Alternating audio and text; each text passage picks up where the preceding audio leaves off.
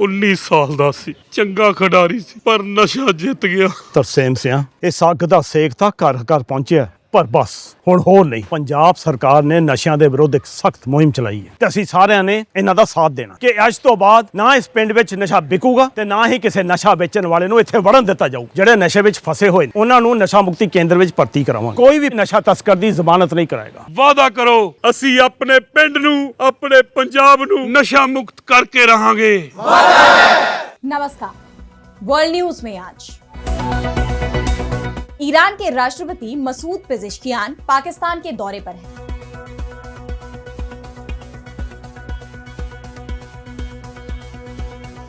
ईरानी राष्ट्रपति का ये दौरा ऐसे वक्त में हो रहा है जब पहले से ही अमेरिका और इजरायल के साथ उसके रिश्तों में तनाव बना हुआ है। 13 दिन की जंग जो फिलहाल थमी हुई है, कभी भी इसके दोबारा शुरू होने की आशंका जताई जा रही है। इस बीच पेजेश्कियान के इस दौरे को लेकर यह माना जा रहा है कि ईरान और पाकिस्तान ने अमेरिका को अपना क्लियर मैसेज दे दिया है, जिसके बाद कहा तो यह भी जा रहा है कि अब ईरान के साथ ही पाकिस्तान के खिलाफ भी अमेरिका कड़े एक्शन ले सकता है।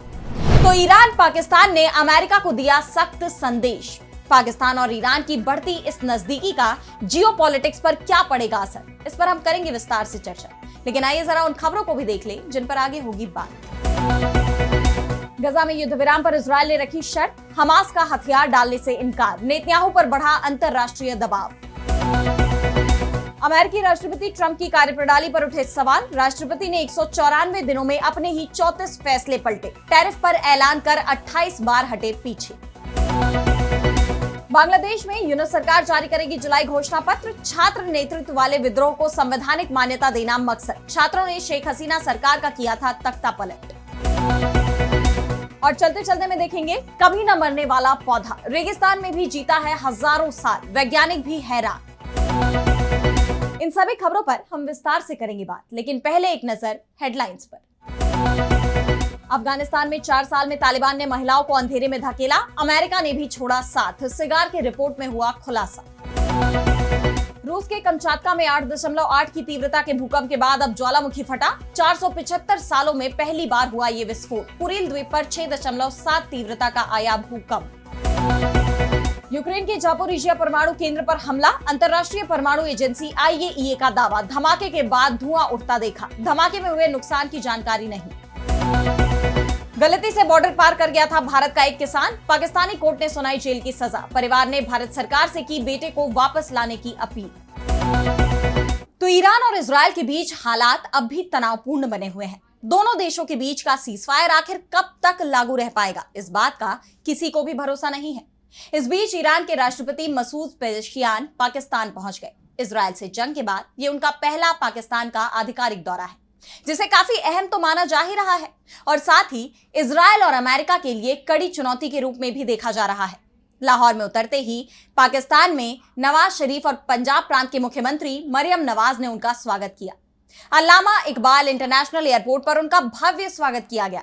ईरानी राष्ट्रपति को गार्ड ऑफ ऑनर दिया गया। उन्होंने मजार पर फूलों की चादर चढ़ाई। इसके बाद गेस्ट बुक में एक संदेश भी लिखा।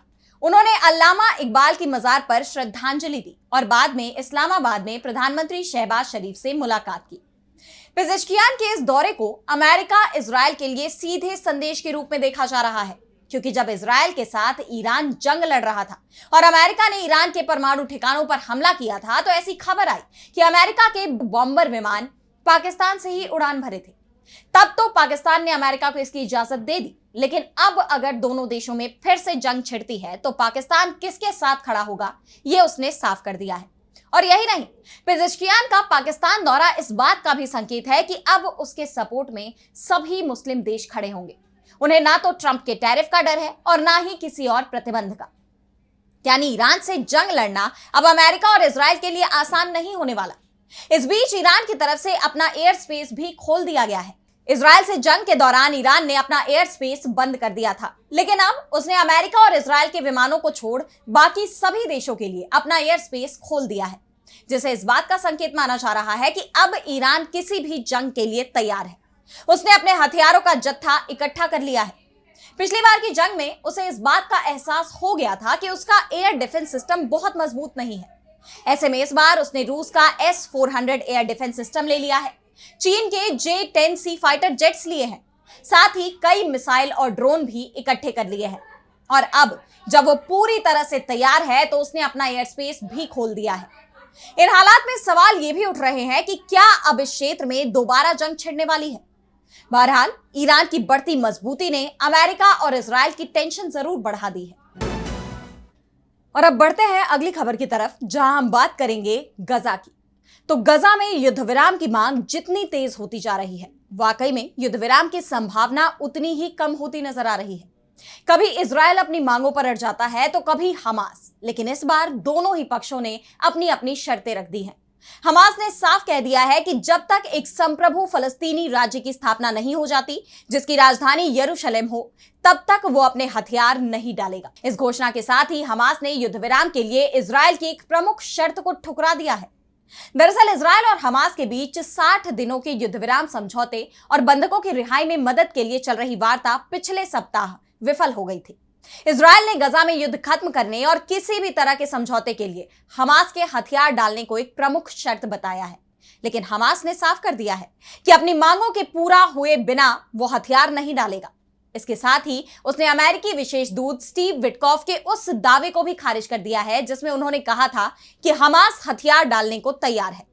वहीं दूसरी तरफ इजरायली सेना प्रमुख लेफ्टिनेंट जनरल इयाल जमीर ने भी धमकी दे दी है कि अगर फलस्तीन में बंधकों को जल्दी ही रिहा नहीं किया गया तो गजा में सैन्य कार्रवाई तेज हो जाएगी। उन्होंने कहा कि मेरा मानना है कि आने वाले दिनों में हमें पता चल जाएगा कि हम अपने बंधकों की रिहाई के लिए किसी समझौते पर पहुंच सकते हैं या नहीं, और अगर ऐसा नहीं हुआ तो लड़ाई बिना रुके जारी रहेगी। एक तरफ इजराइल हमास को चेतावनी दे रहा है, समझौते के लिए दबाव बना रहा है, वहीं दूसरी तरफ इजराइल पर भी दबाव बढ़ता जा रहा है, क्योंकि दुनिया के 3 बड़े देश फ्रांस, ब्रिटेन और कनाडा ने फलस्तीन को स्वतंत्र देश के रूप में मान्यता देने की बात कही है। यानी 140 देशों के अलावा अब इनका भी समर्थन फलस्तीन को मिल रहा है, जो इजराइल के लिए बढ़ती चुनौती के रूप में देखा जा रहा है। वहीं इजराइल की जनता भी अब युद्ध से थक चुकी है। दुनिया में बढ़ते इजराइल के विरोध से उनके अंदर बॉयकॉट के डर की भावना बैठ गई है। इस बीच हमास की तरफ से एक इजरायली बंधक का वीडियो जारी किया गया है। एविएटर डेविड नाम के इस बंधक की स्थिति देख सबकी आंखें नम हो गई। इस वीडियो में बेहद कमजोर हो चुके डेविड को संकरी और कंक्रीट की बनी सुरंग में दिखाया गया है। वीडियो में डेविड कह रहा है कि मैंने कई दिनों से कुछ नहीं खाया, मुझे पीने के लिए पानी भी बहुत मुश्किल से मिलता है। जिसे देख डेविड के परिवार वालों ने इजरायली सरकार और वैश्विक समुदाय से अपील की है कि डेविड को बचाने के लिए जो कुछ भी मुमकिन है वो किया जाए। साफ है, मौजूदा हालात में इजरायली पीएम बेन्यामिन नेतन्याहू काफी दबाव में है। अंतरराष्ट्रीय स्तर पर गजा में इजराइल के हमलों की कड़ी निंदा की जा रही है, युद्ध विराम की मांग उठ रही है और तेज होती जा रही है, और अब देश की जनता भी युद्ध को खत्म करने और सभी बंधकों की रिहाई की मांग पर अड़ गई है। ऐसे में अब इजराइल क्या कदम उठाता है, ये देखने वाली बात होगी। और अब अगली खबर में बात करेंगे अमेरिकी राष्ट्रपति डोनाल्ड ट्रंप के फैसलों की। तो जब से ट्रंप ने अमेरिकी राष्ट्रपति का पदभार संभाला है, तब से ही उन्होंने एक के बाद एक कड़े फैसलों की झड़ी लगा दी। ऐसे फैसले जो विवादों से घिर गए, चाहे वो सिटीजनशिप खत्म करने का फैसला हो, या फिर अवैध प्रवासियों के निष्कासन का, या फिर अमेरिका में सरकारी नौकरियों में छटनी का। ट्रंप के फैसलों के खिलाफ अमेरिकी जनता सड़कों पर उतर आई। उनके कई फैसलों को कोर्ट में चुनौती भी दी गई। यहां तक कि ट्रंप के करीबी और सरकार में उनके प्रमुख सहयोगी रहे एलन मस्क ने भी फैसलों पर मतभेद के चलते ट्रंप का साथ छोड़ दिया।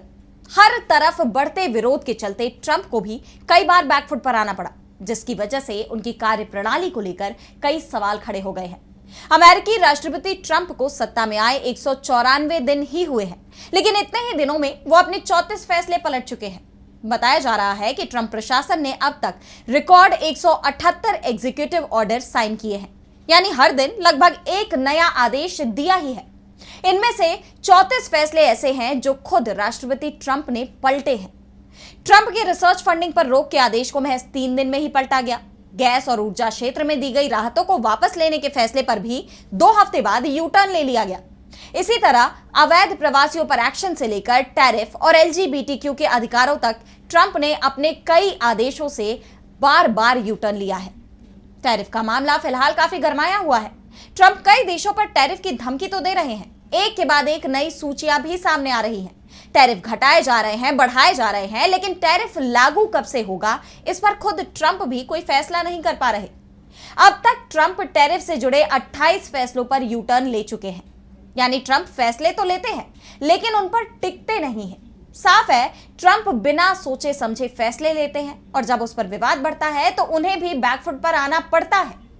ऐसे में उनके फैसलों पर कोर्ट भी सख्त है। कोर्ट अब तक ट्रंप प्रशासन के आदेशों के खिलाफ दायर याचिकाओं में 200 से ज्यादा मामलों पर स्टे लगा चुका है। इनमें ज्यादातर मामलों में कोर्ट ने नीतियों को असंवैधानिक या जल्दबाजी में लिया गया पाया। इसका प्रमुख उदाहरण है बर्थराइट सिटीजनशिप को खत्म करने का फैसला, जिस पर कई फेडरल जजों ने तत्काल रोक लगा दी। हालांकि ट्रंप अभी भी अपने रुख में बदलाव करते नजर नहीं आ रहे।